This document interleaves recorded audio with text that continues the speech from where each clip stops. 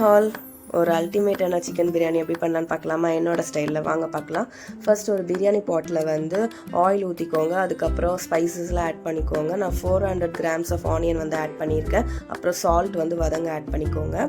அதுக்கப்புறம் வந்து ஆயிலே 2 tablespoon of red chilli powder. இதுக்கப்புறம் வேறு நான் மசாலாவே ஆட் பண்ண மாட்டேன். இந்த ரெட் சில்லி பவுடர் மட்டும்தான். அதுக்கப்புறம் அதுவும் வதங்கினோடனே இஞ்சி பூண்டு பேஸ்ட்டு ஆட் பண்ணியிருக்கேன் 2 டேபிள் ஸ்பூன். அதுவும் நல்லா வதக்கிக்கோங்க. அப்புறம் ஒரு சீக்ரெட் என்னன்னு சொல்கிறேன், யார்ட்டையும் சொல்லிடாதீங்க. என்ன சீக்ரெட்னா, பிரியாணி பெர்ஃபெக்ஷனாக நல்லா உதிரியாக சூப்பராக வரணும்னு ஆசைப்பட்டீங்கன்னா கண்டிப்பாக ஆனியனை வந்து ஒரு 1/2 hour ஆச்சு நல்லா வதக்குங்க. அது வந்து ஒரு கோல்டன் ப்ரௌன் கலர் வந்ததுக்கப்புறம் தான் மற்ற எல்லா ப்ராசஸும் பண்ணிங்கன்னா சூப்பராக இருக்கும் பிரியாணி.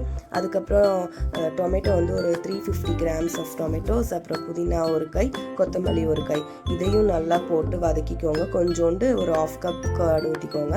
எல்லாம் நல்லா வதங்கினோடனே அப்புறம் 1 kg ஆஃப் சிக்கனையும் ஆட் பண்ணி நல்லா க்ளோஸ் பண்ணி சிக்கனை நல்லா குக் ஆன பிறகு நான் வந்து 6 கிளாஸ் ஆஃப் ரைஸ் எடுத்திருக்கேன்.